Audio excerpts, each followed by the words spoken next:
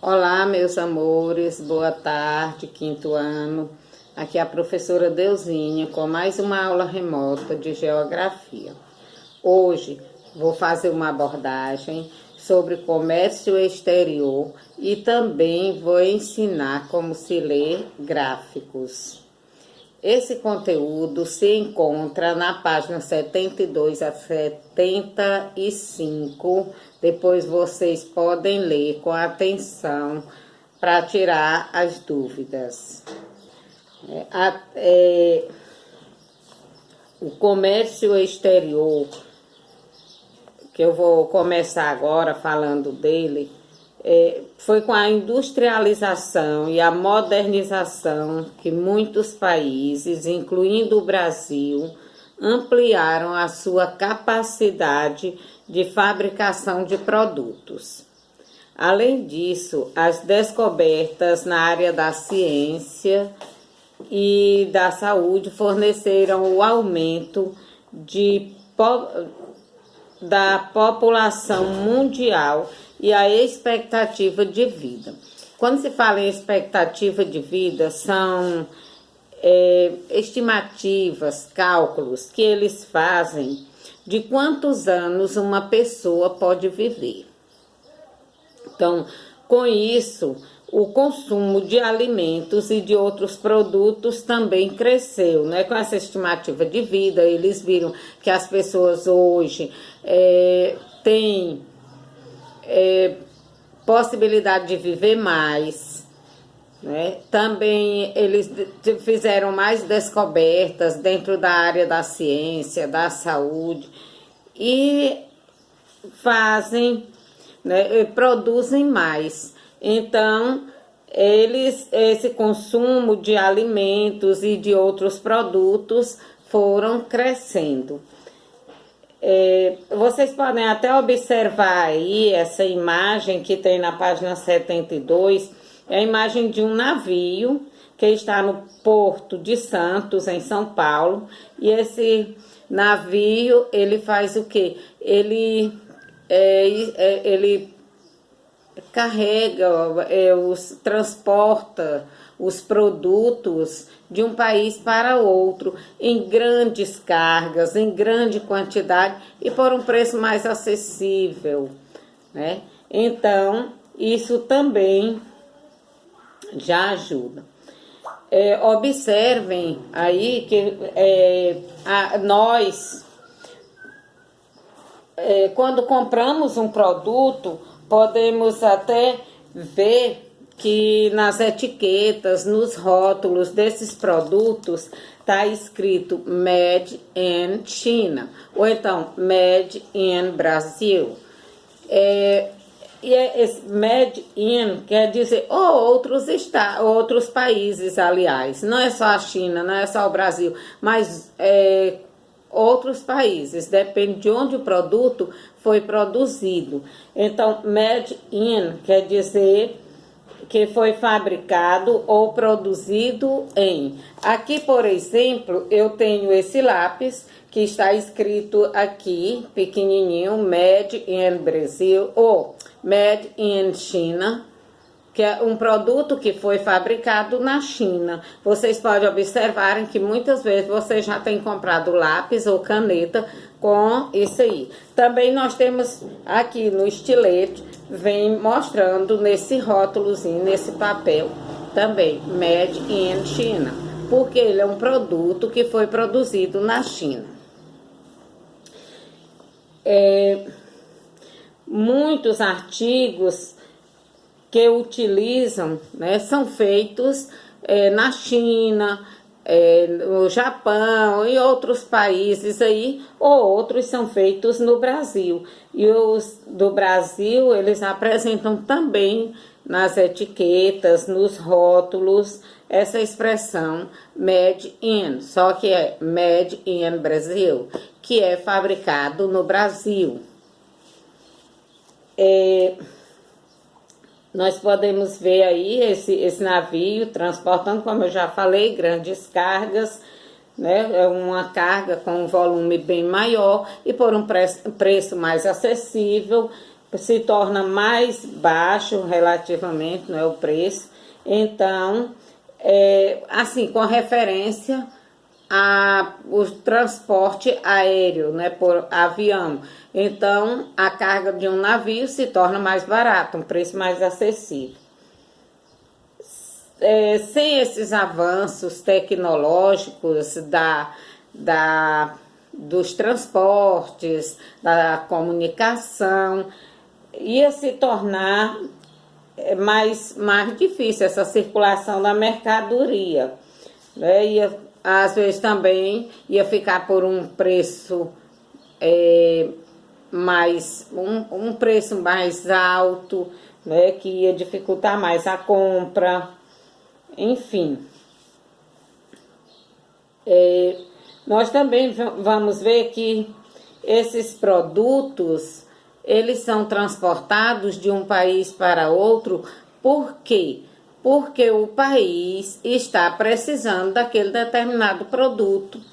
Ele não tem, precisa. Então, ele compra de outros países. Então,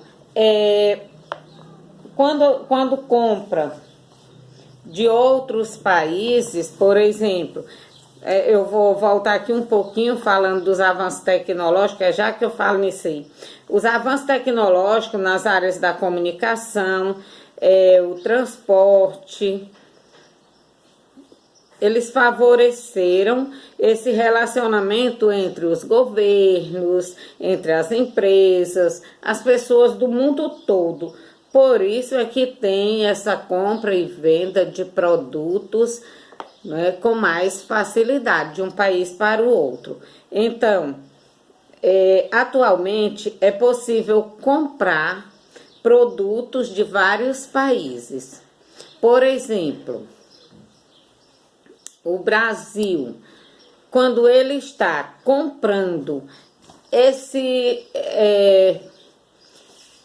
estiletos, lápis e outros produtos fabricados na China, está importando, porque comprar um produto de outro país é importar, é importação. Mas o Brasil pode estar também vendendo para outros países, para a China, por exemplo.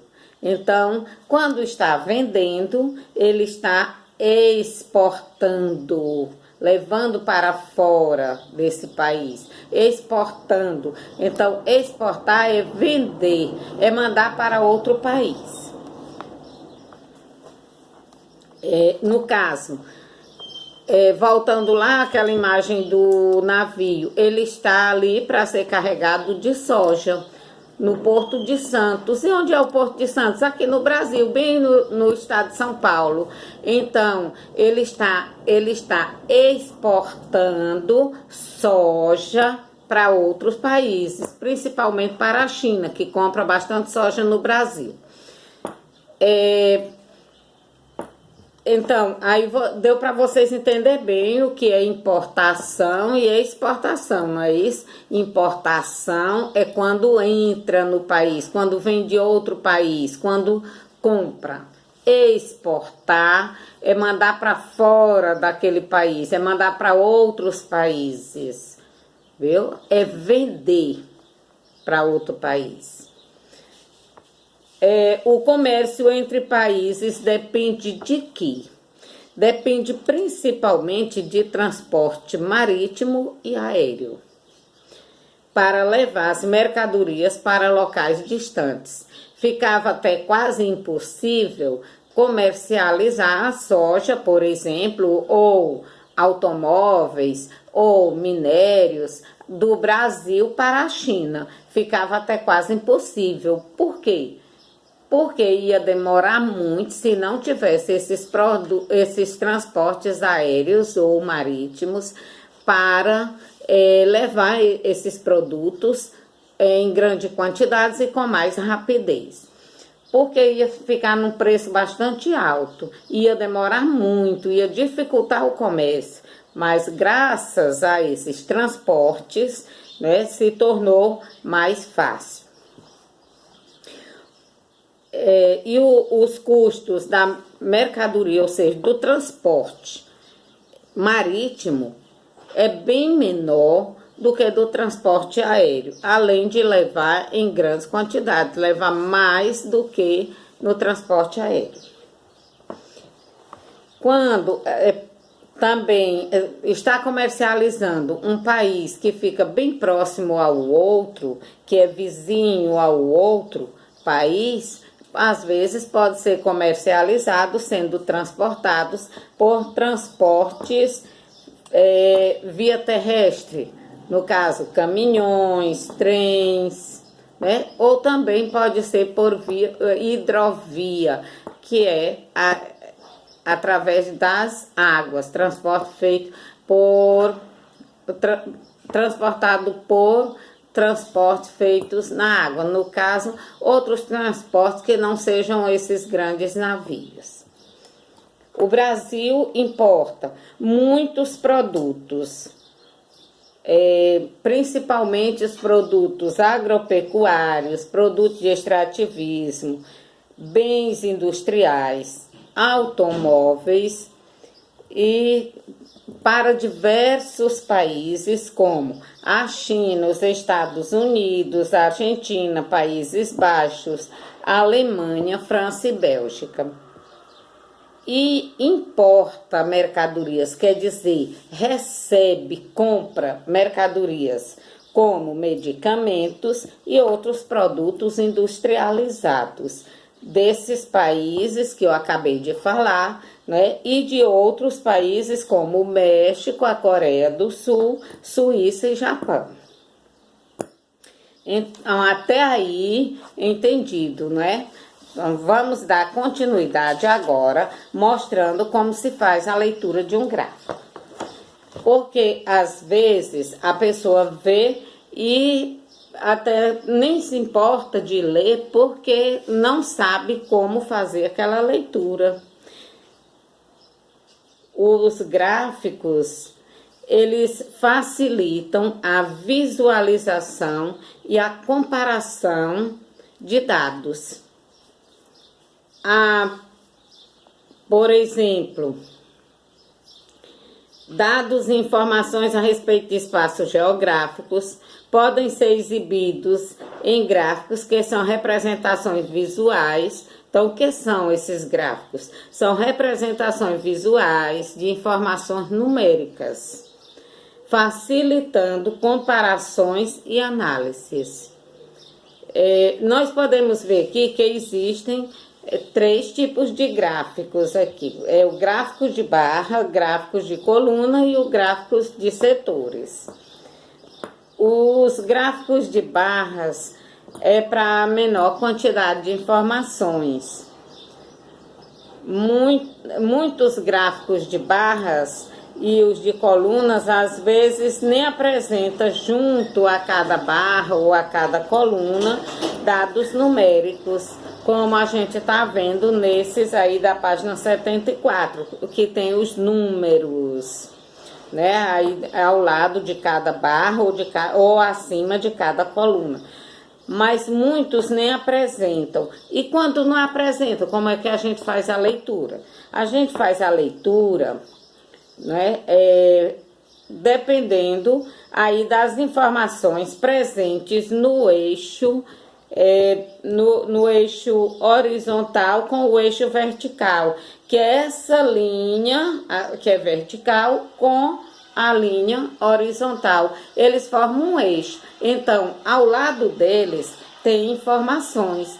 E quando não apresenta esses números, eles são feitos a leitura desse eixo vertical com a horizontal através das informações que acompanham. A ideia principal desses gráficos qual é? É destacar a comparação dos dados.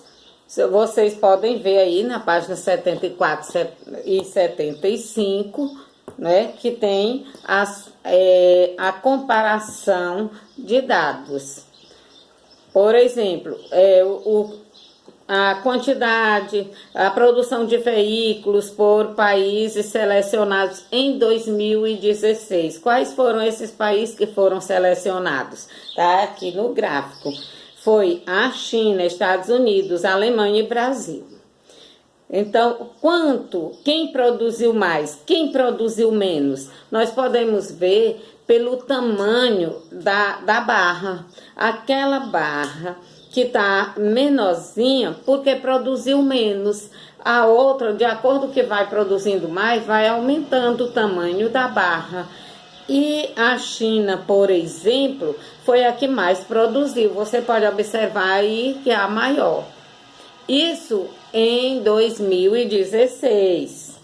Esse outro aí, que é o gráfico de colunas, né? Ele tá fazendo uma comparação de quê? Brasil, telefones celulares, que era usado de 2010 a 2016. Observe que tem os dados numéricos em cima de cada coluna dessa, que são esses retângulos laranja que vocês estão vendo. Então, cada um desses é uma coluna e tem os dados numéricos.